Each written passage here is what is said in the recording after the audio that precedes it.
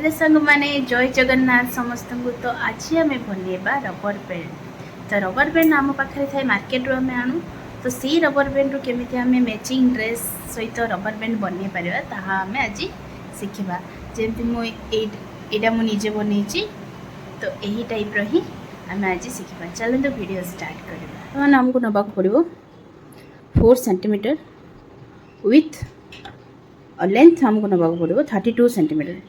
तो टिके लंबा कपड़ा नेले आमको कौन हम ना आम जो रबर बैंड बनवा से आमको जमती प्लेट देला आहरी गोछा हो बहुत सुंदर लगे। तो बर्तमान कौन करवा दी साइड रे दोनों साइड एमती फोल्ड करवा। देखु गोटे फोल्ड ही करवा। तो यहीपरी ही दुईटा जाक साइड रे आम सिलाई करवा। चलो देवे सिलाई करवा। तो बर्तमान आम एमती गोटे फोल्ड ही करवा। गोटे फोल्ड करके सिलाई करवा।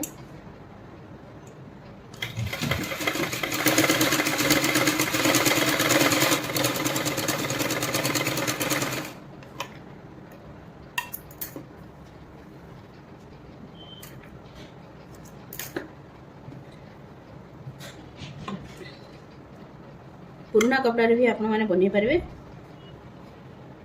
जो सिलाई है जो कपड़ा आमर बड़ी जाए कि आपण पाखे जदि किसी पुराना कपड़ा भी एमती अच्छी किसी लुगा हो ताकू भी काटिक मैंने बन पारे।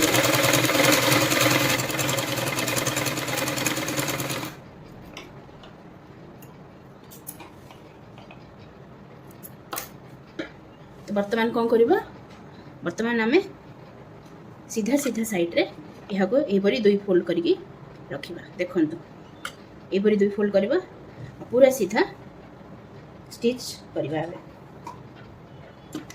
तो साइड साइड रे यहपरी स्टिच करके ना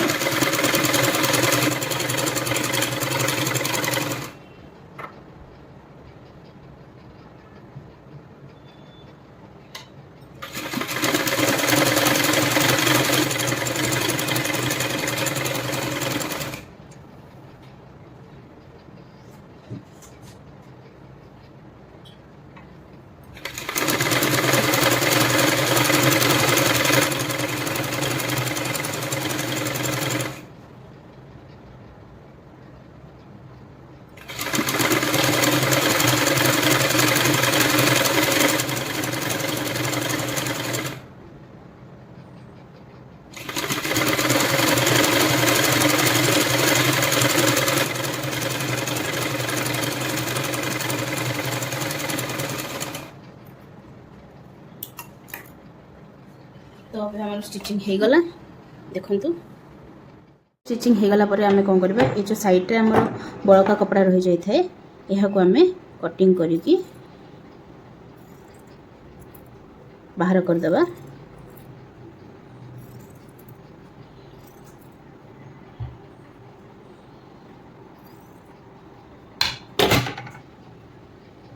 तो वर्तमान आम यह को सीधा करवा कपड़ा को।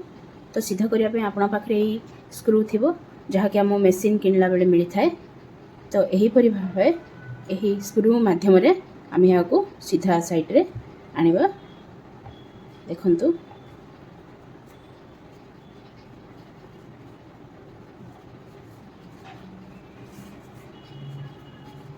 कपड़ा को यहीपरी भाव नवा। आपण पाखे कटन कपड़ा अच्छी किंबा आपण शाढ़ी हो कटन लुगा हो जहाँकि आम यूज करने पुराना हो गला तो ताहाको भी आम कटिंग करके यहीपरी सिलाई किसी बन पार घरे यूज कर मध्य।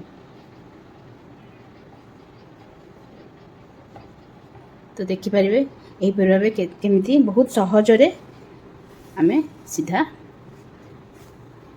हो गला। यापर आपण यहाँ को आयरन भी करें जदि आयरन जो मैंने बिगिनर्स अच्छा आयरन करें।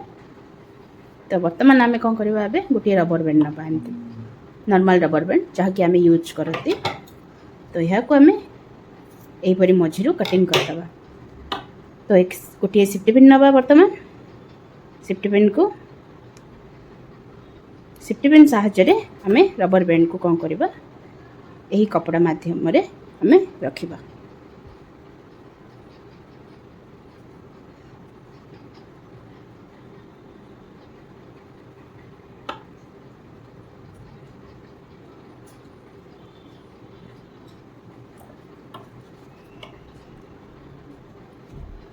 ଏହିପରି ପୁରା କପଡ଼ାକୁ ନେବା ସିଫ୍ଟି ପିନ୍ ମାଧ୍ୟମରେ। ତ ବର୍ତ୍ତମାନ କପଡ଼ାକୁ ଆମେ ରଖିଦେଲେ। ତ ବର୍ତ୍ତମାନ କ'ଣ କରିବା, এই ସିଫ୍ଟି ପିନ୍କୁ ଆମେ ବାହାର କରିଦେବା ଓ ଯେଉଁ ରବର ବ୍ୟାଣ୍ଡକୁ ଆମେ ଗୋଟିଏ ଗଣ୍ଠି ପକାଇବା।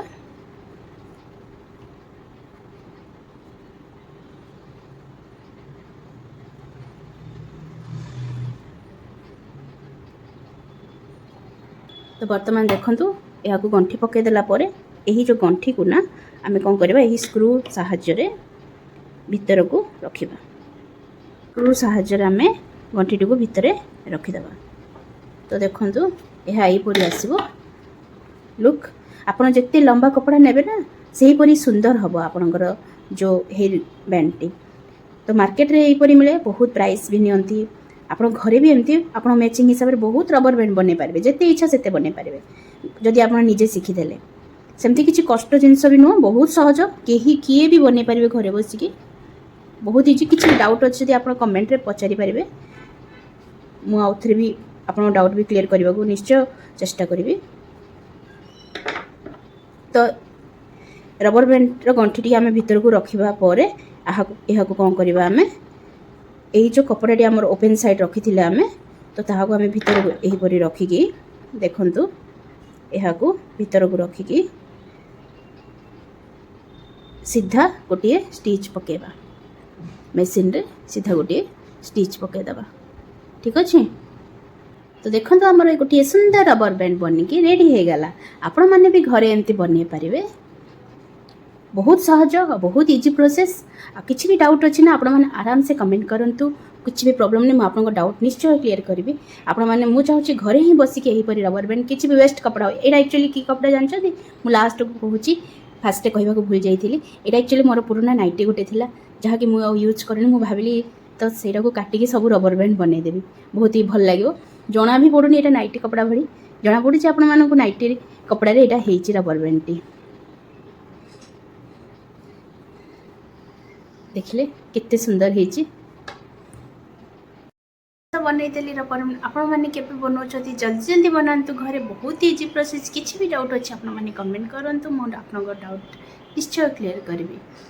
ଆଉ ଫିର୍ ଆସିବି ମୁଁ ଗୋଟେ ନୂଆ ପ୍ରୋଜେକ୍ଟ ସହିତ ଇଭିନିଂରେ, ଅପେକ୍ଷା ରହିଲା। ଆଉ ଏମିତି ହିଁ ଆମ ଚ୍ୟାନେଲକୁ ସପୋର୍ଟ କରନ୍ତୁ। Thank you so much. ଜୟ ଜଗନ୍ନାଥ।